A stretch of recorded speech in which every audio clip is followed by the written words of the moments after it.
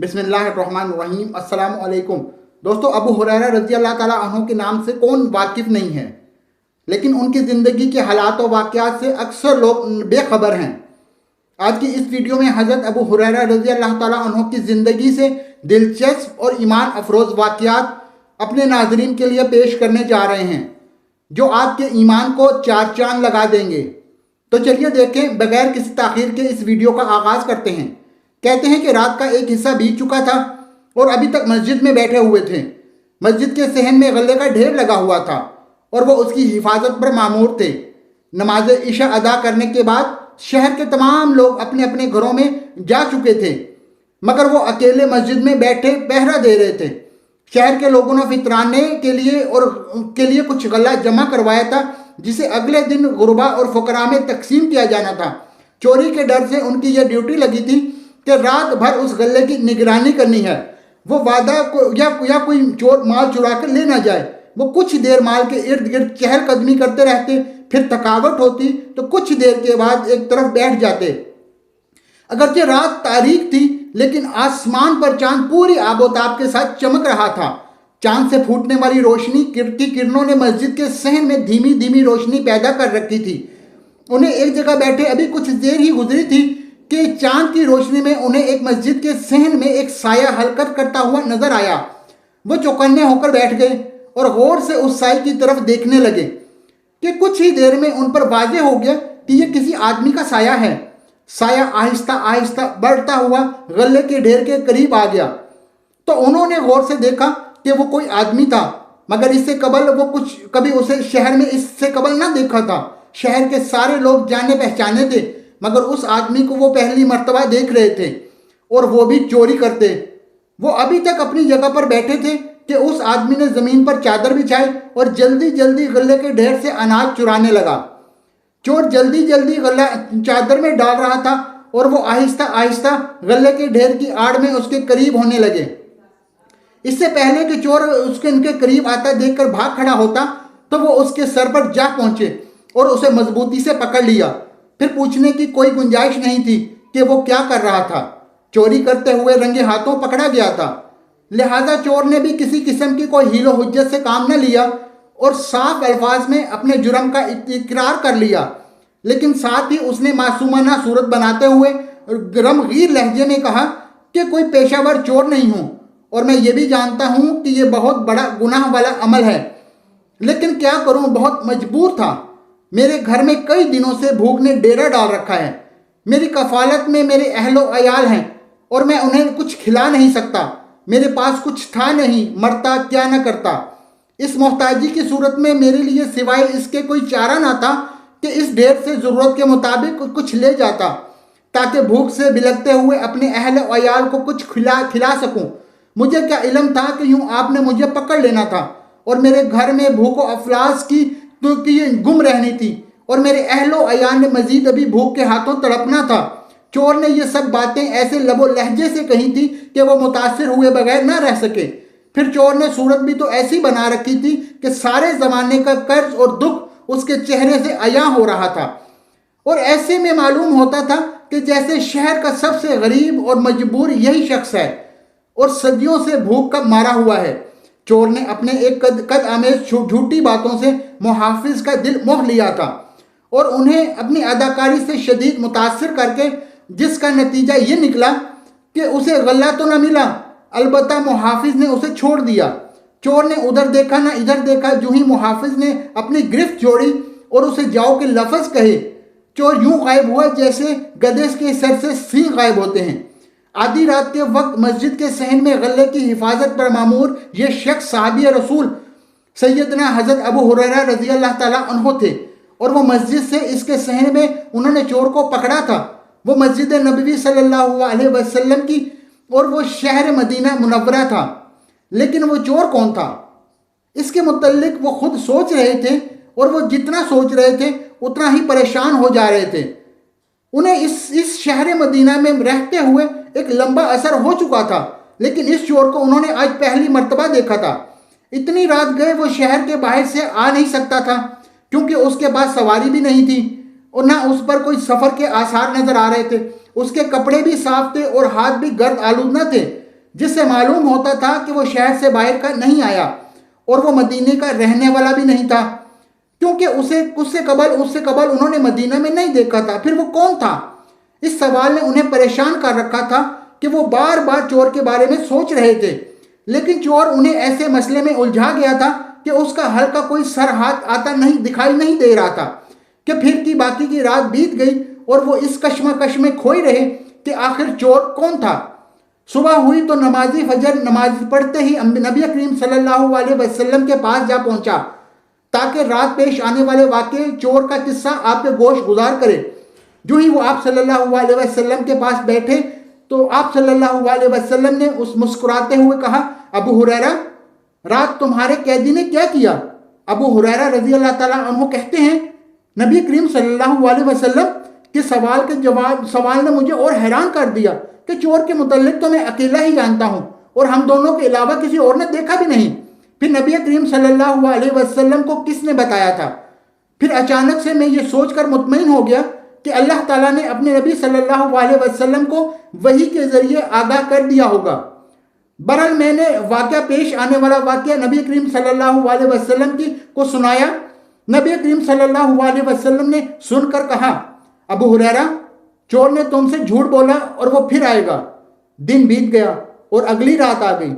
مجھے یقین تھا کہ وہ چور آج پھر آئے گا، کیونکہ اس کے آنے کے متعلق نبی کریم صلی اللہ علیہ وسلم نے کہا تھا، اور ان کا کہا کبھی جھوٹ نہیں ہو سکتا۔ وہ صادق بھی ہیں اور امین بھی ہیں، اور ان کی زبان سے وہی کچھ نکلتا ہے جو اللہ تعالیٰ چاہتے ہیں۔ لہٰذا یہ ہو ہی نہیں سکتا تھا کہ اللہ کے رسول صلی اللہ علیہ وسلم کو اس کے آنے کے متعلق کہیں اور وہ نہ آئی۔ لہٰذا نماز عشاء سے فارغ ہوتے ہی جب سب لوگ نماز پڑھ کر چلے گئے تو میں نے ایک جگہ کا انتخاب کیا اور گھات لگا کر بیٹھ گیا کہ اب کب چور آتا ہے۔ جو ہی پہلی رات کا ٹائم ہوا تو وہ دبے پاؤں مسجد میں داخل ہوا اور بغیر کسی آہٹ کے آہستہ آہستہ اندھیرے میں چلتے چلتے غلے کے ڈھیر کی طرف بڑھنے لگا۔ پہلی رات کی طرح یوں ہی وہ ڈھیر کے قریب پہنچا تو اس نے جلدی جلدی چادر پھیلائی اور اس میں غلہ بھرنے لگا۔ میں بھی اسی طرح دبے پاؤں چلتے چلتے اس کے سر پر آ پہنچا اور چپکے سے اسے جکڑ لیا۔ اس سے پہلے کہ وہ کچھ کہتا میں نے اسے خبردار کرتے ہوئے کہا کہ آج میں تجھے چھوڑوں گا نہیں، تاکہ تجھے باندھ کر نبی کریم صلی اللہ علیہ وسلم کے سامنے پیش کروں گا، تاکہ وہ مسجد میں اور وہ بھی زکوٰۃ کے مال سے چوری کرنے والے مجرم کو سب کے سامنے سزا سنا سکیں۔ چور نے نبی کریم صلی اللہ علیہ وسلم کا نام سنا تو کانپتا رہ گیا۔ اس کے ماتھے پر پسینہ ابھر آیا اور مارے خوف کے اس کا برا حال ہو گیا۔ اس کی آواز لڑکھڑانے لگی تو وہ دنیا بھر کی مسکینی چہرے پر لا کر دیکھو، مجھے اپنے نبی صلی اللہ علیہ وسلم کے سامنے پیش نہ کرنا، بس ایک مرتبہ مجھے آج معاف کر دو۔ میرے اہل و عیال بڑی مشکل میں ہیں، وہ بھوکے ہیں اور میرے انتظار میں ہیں، میں نہ گیا تو ان پر کیا بیتے گی۔ تم خود ہی سوچو کہ اگر تم نے مجھے اپنے نبی کریم صلی اللہ علیہ وسلم کے سامنے پیش کر دیا تو میں گھر نہ پہنچ سکوں گا، اور اگر میں گھر نہ گیا تو میرے اہل و عیال پر کیا گزرے گی، وہ بھوک کی وجہ سے مر جائیں گے۔ اس کی باتوں سے میرا دل نرم ہو گیا اور مجھے اس پر رحم آ گیا۔ میں نے اپنا ارادہ ترک کیا اور اسے چھوڑ دیا۔ صبح ہوئی تو نبی کریم صلی اللہ علیہ وسلم نے پھر خود ہی مجھ سے پوچھا، ابو ہریرہ، سناؤ تمہارا قیدی آیا؟ میں نے کہا، اللہ کے نبی، وہ آیا تھا اور میں نے اسے پکڑ بھی لیا تھا، لیکن جب میں آج تجھے نبی کریم صلی اللہ علیہ وسلم کے سامنے پیش کروں گا تو وہ منت سماجت پر اتر آیا۔ اس نے بتایا کہ اس کی بیوی بچے بھوکے ہیں اور اگر مجھے نہ چھوڑا تو وہ بھوک سے ہی مر جائیں گے۔ مجھے ترس آ گیا اور میں نے اسے چھوڑ دیا۔ نبی کریم صلی اللہ علیہ وسلم نے میری بات سن کر مسکرا دیے، پھر بولے، اس چور نے جھوٹ بولا ہے اور وہ پھر آئے گا۔ چنانچہ رات ہوئی اور میں پھر تیسری مرتبہ پھر چور کی طاق میں بیٹھ گیا۔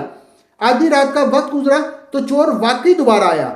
آتے ہی اس نے پہلے کی طرح غلہ چرانا شروع کر دیا اور میں نے اسے پکڑ بھی لیا۔ میں نے جب اسے پکڑ لیا کہ اب کی بار میں تمہیں ہرگز نہیں چھوڑوں گا، یہ آخری بار تھی کہ 2 مرتبہ چھوڑ چکا ہوں، اور دونوں مرتبہ تو نے مجھ سے وعدہ کیا تھا کہ تو پھر نہیں آئے گا، لیکن تو باز نہیں آتا۔ اب تو میں تجھے خود نبی کریم صلی اللہ علیہ وسلم کے پاس لے کر جاؤں گا۔ چور پہلے کی طرح اس بار بھی منت سماجت کرنے لگا اور اپنے بیوی بچوں کے واسطے دینے لگا۔ لیکن میں نے مضبوط لہجے میں یہی جواب دیا کہ نہیں، بہت ہو چکا ہے، اب میں تجھے نہیں چھوڑوں گا۔ جب اس نے دیکھا کہ بہانوں سے دال گلتی نظر نہیں آ رہی تو وہ بولا، میں تمہیں ایک ایسے کلمات سکھاؤں گا کہ جس کی وجہ سے اللہ تمہیں ہر کام میں نفع دیں، اور اگر وہ کلمات تم رات کو اپنے بستر پر لیٹے ہوئے پڑھ لے گا تو اللہ تیرے لیے فرشتے مقرر کر دے گا جو ساری رات تمہاری حفاظت کریں گے، کیوں نہ کوئی چور آئے گا اور نہ ہی کوئی شیطان تمہارے قریب بھٹکے گا۔ میں نے جلدی سے کہا، چل بتا وہ کیا کلمات ہیں؟ بولا، میری ایک شرط ہے، اگر تم اسے پورا کرو گے تو میں تمہیں یہ کلمات سکھاؤں گا۔ میں نے کہا، بتا تیری کیا شرط ہے؟ چور نے کہا کہ مجھے رہا کر دو، تو میں نے حامی بھر لی تو وہ بولا، تم جب بھی سونے کے لیے رات بستر پر پہنچو تو آیت الکرسی پڑھ لیا کرو، اس کے پڑھنے کی وجہ سے تم شیطان سے محفوظ رہ سکو گے۔ وعدے کے مطابق میں نے چور کو چھوڑ بھی دیا۔ صبح ہوئی تو دوبارہ مجھ سے نبی کریم صلی اللہ علیہ وسلم نے پوچھا کہ بتاؤ چور آیا تھا؟ میں نے نبی کریم صلی اللہ علیہ وسلم کے سامنے وہ رات پیش آنے والا سارا واقعہ بیان کر دیا کہ اس دفعہ میں نے اسے منت سماجت پر نہیں چھوڑا تو اس نے مجھے کچھ کلمات سکھانے کا وعدہ کیا، تو میں نے وعدے کے مطابق اس نے کلمات سکھا دیا اور میں نے اسے چھوڑ دیا۔ نبی کریم صلی اللہ علیہ وسلم نے کہا، اچھا تو پھر بتاؤ چور نے تمہیں کون سے کلمات سکھائے تھے؟ میں نے جو جواب دیا کہ چور نے مجھے کہا تھا کہ جب تم اپنے بستر پر آؤ تو آیت الکرسی پڑھ لیا کرو، جس کی وجہ سے اللہ تبارک و تعالیٰ تم پر فرشتے اور متعین کر دیں گے اور صبح تک کوئی شیطان تمہارے پاس نہیں آئے گا۔ نبی کریم صلی اللہ علیہ وسلم نے سنتے ہی ہنس پڑے۔ میں پریشان ہو گیا کہ چور پھر مجھے دھوکہ دے گیا۔ ابھی میں سوچ ہی رہا تھا کہ نبی کریم صلی اللہ علیہ وسلم نے بولے کہ چور تھا تو جھوٹا، بات سچی کر گیا ہے، لیکن کیا تمہیں معلوم ہے کہ 3 رات تک جسے تم پکڑتے رہے اور پھر تم اسے چھوڑتے رہے وہ کون تھا؟ میں نے کہا کہ نہیں، بلکہ میں تو خود پریشان ہوں کہ میں نے پہلے کبھی اس شخص کو نہیں دیکھا تھا، تو پھر وہ کون ہو سکتا ہے؟ تو میں نے جواباً کہا، تو آپ صلی اللہ علیہ وسلم نے فرمایا کہ وہ شیطان تھا۔ سیدنا ابو ہریرہ رضی اللہ تعالیٰ عنہ نے سنا تو وہ حیران و پریشان رہ گئے۔ پیارے دوستو، کتنا عجیب واقعہ ہے نا کہ جس میں شیطان نے ایک صحابی رسول صلی اللہ علیہ وسلم کو آیت الکرسی کی فضیلت بتائی اور نبی کریم صلی اللہ علیہ وسلم نے اس فضیلت کی تصدیق بھی کی۔ حضرت ابو ہریرہ رضی اللہ تعالیٰ عنہ کے مزید واقعات بھی آپ کو سنائیں گے، لیکن آپ کو بتاتے چلے کہ سیدنا حضرت ابو ہریرہ رضی اللہ تعالیٰ عنہ کا تعلق قبیلہ احد سے تھا۔ ان کا نام عبد الشمس تھا، مگر وہ لوگوں میں معروف ابو ہریرہ کے نام سے تھے۔ اس کی وجہ یہ تھی کہ ان کے پاس ایک بلی ہوتی تھی جو انہوں نے بچپن سے پالی ہوئی تھی۔ چھوٹے ہوتے وہ اس بلی سے کھیلا کرتے تھے۔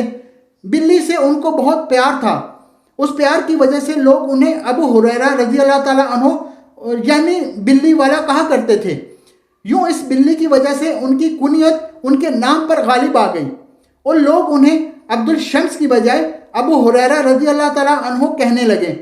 جب ابو ہریرہ رضی اللہ تعالیٰ عنہ اسلام قبول کر کے اپنے قبیلے اور گھر بار کو چھوڑ کر مدینے آ گئے تو نبی کریم صلی اللہ علیہ وسلم نے ابو ہریرہ رضی اللہ تعالیٰ عنہ سے دریافت فرمایا تھا کہ تمہارا نام کیا ہے؟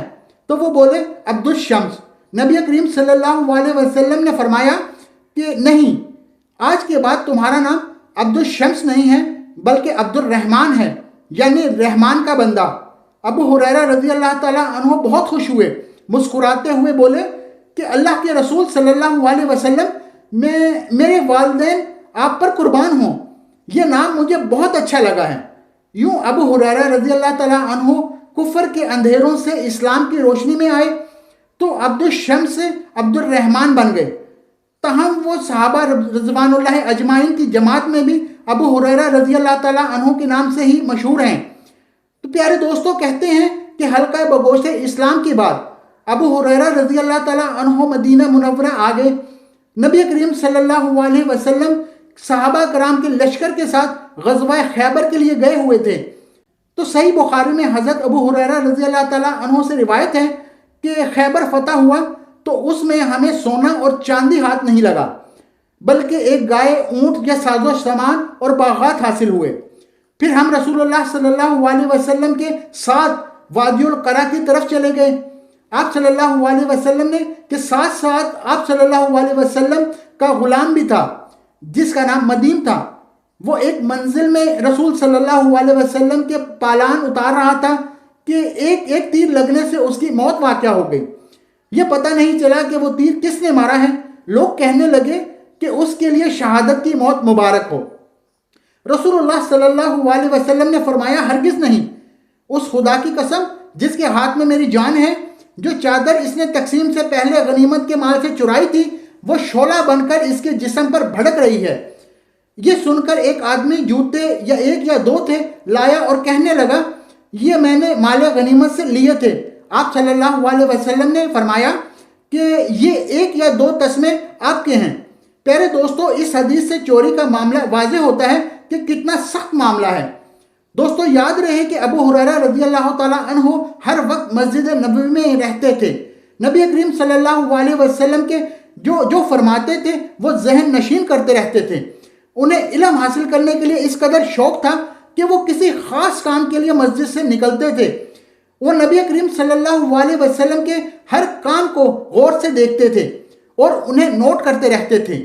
یہی وجہ ہے کہ انہوں نے سب سے زیادہ احادیث نبوی صلی اللہ علیہ وسلم بیان کی ہیں اور انہیں محدثی رسول صلی اللہ علیہ وسلم کا خطاب بھی حاصل ہوا ہے۔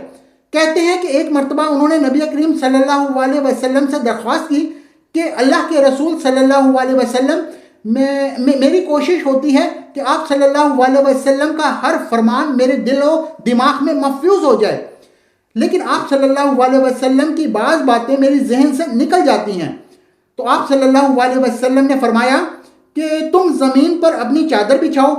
ابو ہریرہ رضی اللہ تعالیٰ عنہ نے جلدی سے اپنی چادر لی اور اسے زمین پر بچھا دیا۔ نبی کریم صلی اللہ علیہ وسلم نے دم کر کے اس پر پھونک ماری اور کہا ابو ہریرہ رضی اللہ تعالیٰ عنہ اسے سینے سے لگا لو۔ چنانچہ سیدنا ابو ہریرہ رضی اللہ تعالیٰ عنہ نے اسے اپنے سینے سے لگا لیا۔ تو جیسے اس کا اتنا اثر ہوا کہ ان کا حافظہ بہت قلیل ہو گیا اور مرتے دم تک ان کا حافظہ بہت تیز رہا۔ اس کے بعد وہ جو بھی فرمان رسول اللہ صلی اللہ علیہ وسلم کو سنتے تو ان کے ذہن میں ایسا محفوظ ہوتا کہ وہ بھولنے کا سوال ہی پیدا نہیں ہوتا تھا۔ پیارے دوستو، حضرت ابو ہریرہ رضی اللہ تعالیٰ عنہ کہتے ہیں کہ ایک مرتبہ میں نے نبی کریم صلی اللہ علیہ وسلم سے عرض کی یا رسول اللہ صلی اللہ علیہ وسلم کہ قیامت کے دن آپ صلی اللہ علیہ وسلم کی شفاعت سے سب سے زیادہ سعادت کون حاصل کرے گا؟ تو آپ صلی اللہ علیہ وسلم نے فرمایا کہ جو شخص اخلاص کے ساتھ اپنے دل سے کلمات طیبہ کہے گا۔ حضرت ابو ہریرہ رضی اللہ تعالیٰ عنہ فرمانے لگے کہ میرے ساتھی مہاجرین تو بازار کے منبع پر کاموں میں مصروف رہتے ہیں اور میرے ساتھی انسانوں کو ان کی زمینیں اور ان کا انتظام مشغول رکھتا تھا۔ میں ایک مسکین آدمی تھا اور بہت زیادہ احادیث اور حضرت محمد صلی اللہ علیہ وسلم کی ہم نشینی اختیار کرتا تھا۔ جب وہ لوگ باہر ہوتے تھے تو میں حاضر ہوتا تھا اور جب وہ لوگ بولتے تھے تو میں یاد کرتا تھا۔ اسی طرح حضرت ابو ہریرہ رضی اللہ تعالیٰ عنہ سے مروی ہے کہ میں نے احادیث برحق صلی اللہ علیہ وسلم سے دو طرف بن کر یہ حدیثیں یاد کی، لیکن ان میں سے ایک طرف کو تو میں نے پھیلا دیا اور دوسرے کو میں اگر پھیلاؤں تو یہ گلا کاٹ ڈالا جائے گا۔ حضرت ابو ہریرہ رضی اللہ تعالیٰ عنہ سے مروی ہے کہ اگر میں تم لوگوں کا سب بتا دوں جو میں جانتا ہوں تو لوگ مجھے ڈھیلے ماریں گے اور کہیں ابو ہریرہ مجنون ہے۔ دوستو، یہ تو آپ رضی اللہ تعالیٰ عنہ کے علم کا حال تھا۔ بات کی جائے تو آپ کے حلیہ مبارک کی تو آپ کا رنگ گورا، گندم گو، دانت خوب چمکدار، تو آگے کے دو دانتوں کے درمیان کچھ فاصلہ تھا، سر کے بالوں کو گوندتے تھے تو داڑھی کو مہندی کا خساب کرتے تھے اور کرتا تہمند، سر پر سیاہ پگڑی اور دو چار قطار اس طرح کی ناک چھینکنی، چادر یا رومال اخذ کا یعنی سوت اور ریشم سے بنا ہوا، اور آپ کا لباس خزا کا ہوتا تھا۔ امام احمد رحمۃ اللہ علیہ فرماتے ہیں کہ ہم سے سفیان نے بیان کیا کہ سفیان نے ظاہری نے عبد الرحمن آراز سے نقل کیا کہ وہ کہتے ہیں کہ میں نے حضرت ابو ہریرہ رضی اللہ تعالیٰ عنہ کو فرماتے ہوئے سنا تھا کہ تم لوگ سوچتے ہوگے کہ ابو ہریرہ رضی اللہ تعالیٰ عنہ رسول اکرم صلی اللہ علیہ وسلم کے سے بہت سی حدیثیں نقل کرتا ہے، تو اللہ گواہ ہے میں ایک مسکین آدمی تھا میں صرف پیٹ بھر کر کھانے پر رسول اللہ صلی اللہ علیہ وسلم کے ساتھ سب سے زیادہ رہتا تھا، تو اور مہاجرین بازاروں میں خرید و فروخت میں مشغول رہتے اور انصار اپنے اموال کی دیکھ بھال میں مصروف رہتے تھے۔ ایک روایت میں ہے کہ حضرت ابو ہریرہ رضی اللہ تعالیٰ عنہ نے فرمایا کہ میں تمہیں ٹھنڈی یعنی آسان غنیمت نہ بتا دوں؟ تو لوگوں نے پوچھا وہ کیا ہے؟ فرمایا سردیوں میں روزہ رکھنا۔ ابو عثمان القاتی کہتے ہیں کہ میں حضرت ابو ہریرہ رضی اللہ تعالیٰ عنہ کے ہاں 7 راتیں مہمان ٹھہرا، تو میں نے ان سے پوچھا کہ کیا آپ کس طرح روزے رکھتے ہو؟ تو فرمانے لگے میں ہر مہینے 3 روزے رکھتا ہوں، کیونکہ اگر مجھے کوئی حادثہ پیش آ جائے تو کم از کم وہ مہینہ تو روزوں کے ثواب میں لکھا جائے گا۔ اسی طرح سے سیدنا حضرت بن مصعب بیان کرتے ہیں کہ حضرت ابو ہریرہ رضی اللہ تعالیٰ عنہ صبح بازار چلے جاتے، جب واپس آتے تو گھر والوں سے کچھ پوچھتے کہ کچھ کھانے کو کچھ ہے؟ اگر وہ کچھ ہے کچھ نہیں تو آپ فرماتے آج میرا روزہ ہے۔ ابو یزید المدینی کہتے ہیں کہ حضرت ابو ہریرہ رضی اللہ تعالیٰ عنہ مدینہ منورہ میں منبر رسول صلی اللہ علیہ وسلم پر 90 سیڑھی سے نیچے والی سیڑھی پر کھڑے ہوئے اور فرمایا کہ کرم ہے باری تعالیٰ کا کہ اس نے ابو ہریرہ کو اسلام کی ہدایت دی۔ شکر ہے اللہ تعالیٰ کا جس نے ابو ہریرہ کو قرآن سکھایا۔ شکر ہے اس ذات کا جس نے حضرت محمد صلی اللہ علیہ وسلم کے ذریعے ابو ہریرہ پر احسان فرمایا۔ سب تعریفیں اللہ تعالیٰ کے لیے ہیں جس نے مجھے روٹی کھلائی، قیمتی لباس پہنایا اور منت غزمہ سے شادی کروائی، اس کا میں مزدور رہ چکا تھا۔ پھر فرمایا کہ عرب کے لیے ہلاکت و بربادی ہوگی، اس برائی کی وجہ سے جو قریب آن پہنچی ہے، لڑکوں کی عمارتیں اور بادشاہی کی وجہ سے ان کی ہلاکت ہوگی، جو خواہشات نفسانی سے فیصلے کرے گی اور ناراض ہونے کی حق میں لوگوں کو قتل کرے گی۔ اے بنی فروخ، تمہیں خوشخبری سناتا ہوں، وہ یہ کہ علم دین اب سریہ کے ساتھ معلق ہوگا، تو تم میں سے کچھ لوگ ایسے ہوں گے جو وہاں سے علم پا لیں گے۔ پیارے دوستو، اس روایت سے یہ بات بھی یزید کی حکومت کی پیش گوئی موجود ہے، جس کو آپ رضی اللہ تعالیٰ عنہ نے مٹکوں کی حکومت کہا ہے۔ پیارے دوستو، ابو التوکل بیان کرتے ہیں کہ حضرت ابو ہریرہ رضی اللہ تعالیٰ عنہ کی ایک لونڈی ہے شیاد، جس نے اپنی بری کارکردگی کی وجہ سے انہیں تکلیف میں ڈال رکھا تھا۔ ایک دن آپ نے اس پر کوڑا بلند کرتے ہوئے فرمایا کہ اگر قصاص نہ ہوتا تو میں تمہیں مار مار کر بے ہوش کر دیتا، مگر میں تمہیں اس ذات کے ہاتھوں فروخت کرتا ہوں جو مجھے تیری پوری قیمت دے گی۔ اس کے بعد فرمایا جا تو اللہ کے لیے آزاد ہے۔ تو اسی طرح یہ بھی اسود نقل کرتے ہیں کہ مدینہ منورہ میں ایک شخص نیا مکان تعمیر کروایا، تو مکان تیار ہو چکا تو اتفاق سے حضرت ابو ہریرہ رضی اللہ تعالیٰ عنہ کا وہاں سے گزر ہوا، تو مالک مکان دروازے پہ کھڑا تھا، تو اس نے حضرت ابو ہریرہ رضی اللہ تعالیٰ عنہ سے ٹھہرنے کو کہا اور پوچھا کہ حضرت میں اپنے دروازے پر کیا عبادت تحریر کرواؤں؟ تو حضرت ابو ہریرہ رضی اللہ تعالیٰ عنہ نے فرمایا کہ دروازے پہ یہ عبارت لکھو کہ مکان بناؤ برباد ہونے کے لیے، اولاد پیدا کرو کہ ان کی موت پر آنسو بہاؤ، اور دولت جمع کرو کہ تمہارے بعد تمہارے وارثوں کو ملے۔ پاس کھڑے ہوئے ایک عربی نے کہا اے شیخ، تو نے یہ کیسی بری بات کہہ دی؟ مالک کے مکان نے اسے جھڑکتے ہوئے کہا کہ ایسے مت کہو، یہ حضور نبی کریم صلی اللہ علیہ وسلم کے ساتھی حضرت ابو ہریرہ رضی اللہ تعالیٰ عنہ ہیں۔ دوستو، حضرت ابو ہریرہ رضی اللہ تعالیٰ عنہ کا مشہور واقعہ ہے کہ ایک مرتبہ آپ سیدنا حضرت زید رضی اللہ تعالیٰ عنہ بن ثابت کے ساتھ ایک جگہ پر تشریف فرما تھے کہ ان کے علاوہ ایک تیسرے صحابی میں وہاں پر موجود تھے۔ ان تینوں نے کہا کہ چلے ہم اللہ سے کچھ مانگے جو ہمیں پسند ہے۔ تینوں میں وہیں بیٹھے بیٹھے ہاتھ اٹھا لیے اور اللہ تعالیٰ سے دعائیں کرنا شروع کر دی۔ اتنے میں اسی طرف نبی کریم صلی اللہ علیہ وسلم کا آ نکلے۔ آپ نے اچانک نبی کریم صلی اللہ علیہ وسلم کو اپنے پاس دیکھا تو گھبرا گئے اور سہم کر خاموش ہو گئے۔ نبی کریم صلی اللہ علیہ وسلم نے ان کے قریب بیٹھ گئے اور ایک نظر ان کو دیکھا اور پیار بھرے لہجے میں کہا تم لوگ اپنے کام جاری رکھو۔ چنانچہ تینوں صحابہ رضوان اللہ اجمعین نے دوبارہ اپنے ہاتھ بلند کیے اور دعا کرنا شروع کر دی۔ زید رضی اللہ تعالیٰ عنہ نے جو دعا مانگی تو نبی کریم صلی اللہ علیہ وسلم نے سب نے آمین کہا۔ پھر دوسرے صحابی نے رضی اللہ تعالیٰ عنہ نے دعا کی تو ان سب نے بھی آمین کہی۔ اب سیدنا ابو ہریرہ رضی اللہ تعالیٰ عنہ کی باری تھی۔ تو انہوں نے اللہ تعالیٰ سے جو دعا مانگتے ہوئے کہا، یا اللہ میں تجھ سے وہی مانگتا ہوں جو میرے ان دونوں ساتھیوں نے مانگا ہے، یا اللہ اس کے ساتھ ساتھ مجھے وہ علم بھی عطا کر دے جو مجھے بھولے نہ۔ نبی کریم صلی اللہ علیہ وسلم نے سنا تو آمین کہا۔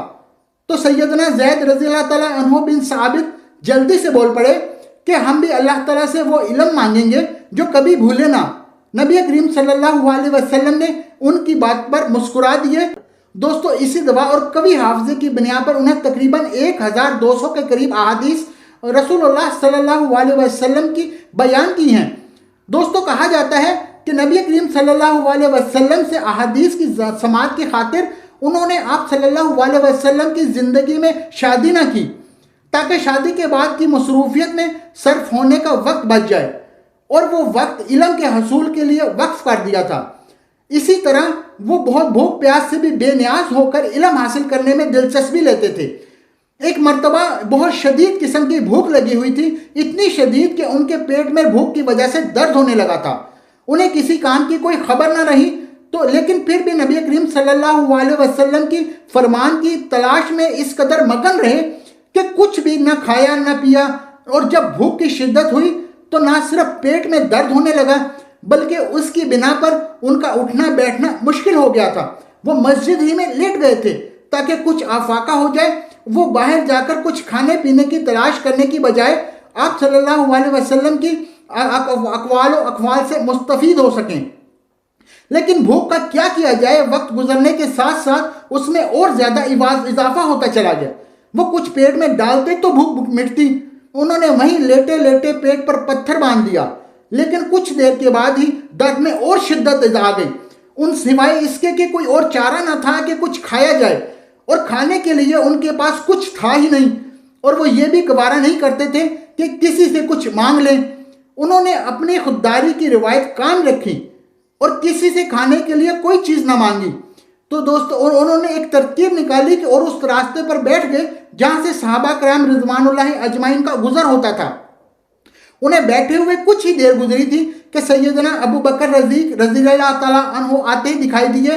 تو ابو ہریرہ رضی اللہ تعالیٰ عنہ نے انہیں مخاطب کرتے ہوئے کہا کہ ذرا مجھے قرآن مجید کی اس آیت کا مفہوم تو بتا دیجئے، کہ ساتھ ہی انہوں نے وہ آیت بھی پڑھ دی۔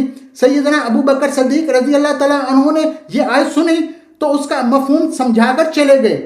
اس آیت کا مفہوم یہ تھا کہ بھوکوں کو کھانا کھلانا چاہیے، اور سیدنا ابو ہریرہ رضی اللہ تعالیٰ عنہ بھی یہ چاہتے تھے کہ وہ اس آیت کا مفہوم سمجھ کر انہیں کھانے کی دعوت دیں، یوں ان کی خودداری بھی قائم رہے گی۔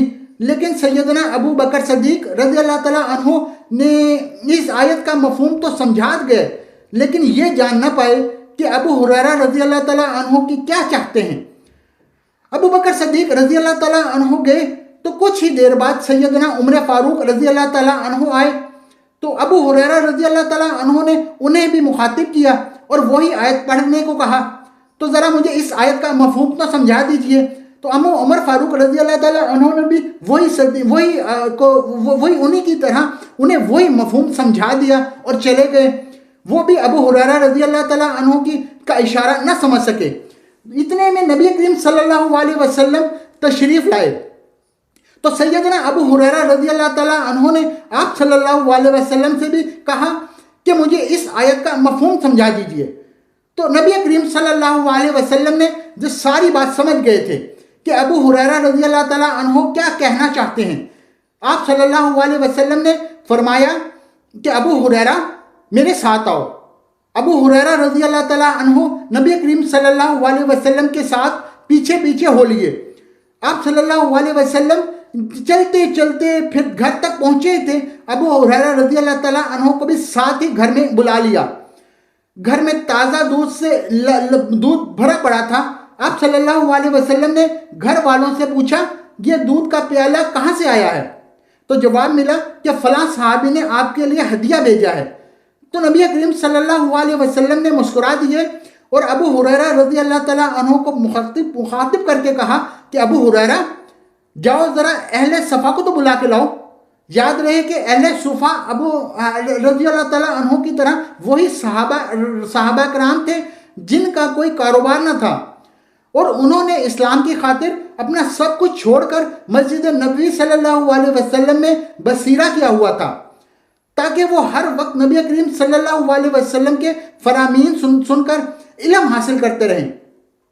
ابو ہریرہ رضی اللہ تعالیٰ عنہ نے سنا تو پریشان ہو گئے کہ اتنے صحابہ کرام رضوان اللہ اجمعین کے ہوتے ہوئے ایک دودھ کے پیالے سے کیا بچے گا۔ انہیں بھوک اس قدر تھی کہ بس دل چاہتا تھا کہ وہ سارا دودھ ان کو مل جائے اور وہ یہ دودھ نوش کر کے اپنے جسم کی ساری توانائی بحال کر سکیں۔ ابو ہریرہ رضی اللہ تعالیٰ عنہ مسجد نبوی صلی اللہ علیہ وسلم سے صفہ والوں کو بلانے کے لیے جا رہے تھے کہ اور راستے میں یہی کچھ سوچ رہے تھے کہ مسجد نبوی صلی اللہ علیہ وسلم پہنچ کر انہوں نے صحابہ کرام کو رضوان اللہ اجمعین کو اللہ کے نبی صلی اللہ علیہ وسلم کا حکم سنایا کہ آپ صلی اللہ علیہ وسلم سب کو یاد فرما رہے ہیں۔ آپ صلی اللہ علیہ وسلم کا حکم سنتے ہی تمام صحابہ کرام ابو ہریرہ رضی اللہ تعالیٰ عنہ کے ساتھ نبی کریم صلی اللہ علیہ وسلم کی گھر آ گئے۔ آپ صلی اللہ علیہ وسلم نے سب کو بٹھا لیا اور ابو ہریرہ رضی اللہ تعالیٰ عنہ سے کہا کہ ابو ہریرہ پیالہ اٹھاؤ اور سب کو دودھ پلاؤ۔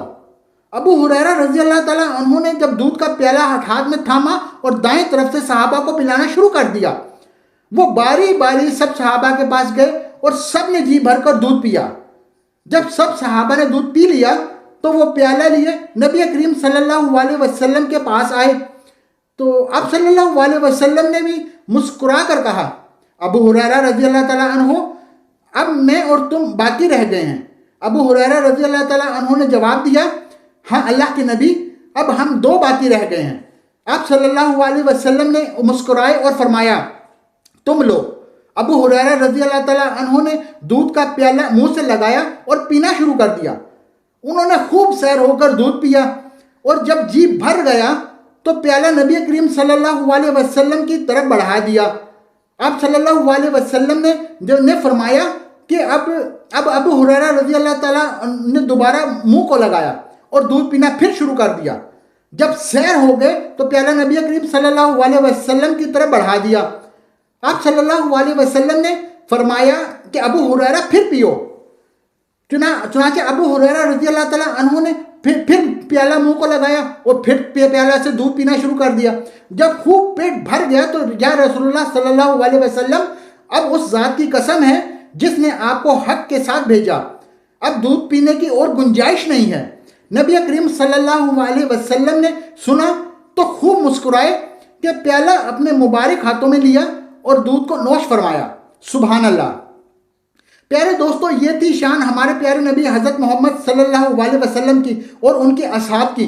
اور یاد رہے کہ دودھ کی یہ برکت اصل میں نبی کریم صلی اللہ علیہ وسلم کا معجزہ تھا، اور ایسی برکت کے کئی اور واقعات ہمیں ملتے ہیں۔ دوستو، کہا جاتا ہے کہ سیدنا ابو ہریرہ رضی اللہ تعالیٰ عنہ کو خود تو علم حاصل کرنے کا شوق تھا ہی، لیکن ساتھ ساتھ وہ دوسرے لوگوں کو بھی علم حاصل کرنے کی ترغیب دلاتے رہتے تھے۔ اس حوالے سے یہ واقعہ ملاحظہ فرمائیے۔ کہتے ہیں کہ ایک دفعہ ایسا ہوا کہ ان کا گزر مدینے کے بازار سے ہوا۔ بازار میں لوگ خریداری میں مصروف تھے۔ انہوں نے دیکھا کہ یہ لوگ تو کاروبار میں مشغول ہو گئے ہیں اور کہیں یہ دنیا داری میں ہی نہ لگے رہیں اور دنیا کی محبت ان کے دل میں گھر کر جائے اور یہ اپنی آخرت تباہ کر بیٹھیں۔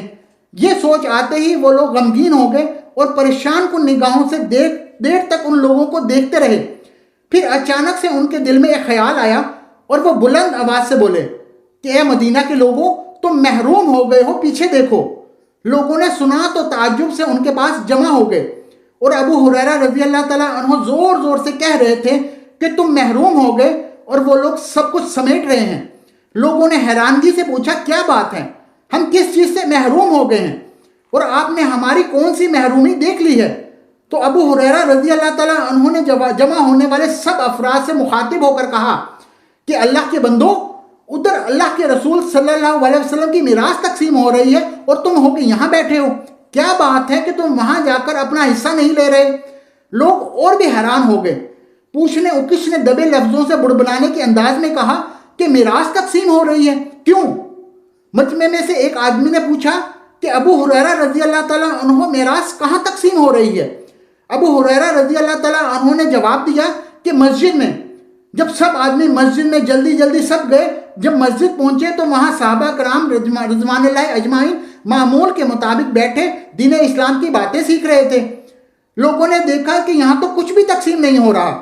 وہ جلدی سے واپس پلٹے اور ابو ہریرہ رضی اللہ تعالیٰ عنہ کے پاس آ کر کہا کہ ابو ہریرہ، تم مسجد میں گئے لیکن وہاں تو کچھ بھی تقسیم نہیں ہو رہا، جبکہ تم کہہ رہے ہو کہ وہاں نبی کریم صلی اللہ علیہ وسلم کی میراث تقسیم ہو رہی ہے۔ تو آپ رضی اللہ تعالیٰ عنہ نے فرمایا کہ اللہ کے رسول صلی اللہ علیہ وسلم کی میراث تو یہی ہے، یعنی نماز، تلاوت اور دینی مسائل کا مذاکرہ اور دین کا علم سیکھنا۔ تو اللہ تعالیٰ سے دعا ہے کہ اللہ تعالیٰ ہمیں صحابہ کرام کے نقشے پر چلنے والا بنائے، اور آمین۔ دوستو، یہ تھی ہماری آج کی ویڈیو۔ اس ویڈیو کو آپ نے اپنے دوستوں کے ساتھ اور اپنے پیاروں کے ساتھ بھی ضرور شیئر کرنا ہے۔ ہم یہ امید کرتے ہیں کہ ہماری آج کی یہ ویڈیو آپ کو پسند آئی ہوگی، تو اس ویڈیو کے بارے میں اپنی رائے کا اظہار کمنٹس باکس میں لازمی دیجیے گا۔ مجھے اگلی ویڈیو تک کے لیے اجازت دیجیے۔ فی امان اللہ۔ السلام علیکم ورحمۃ اللہ وبرکاتہ۔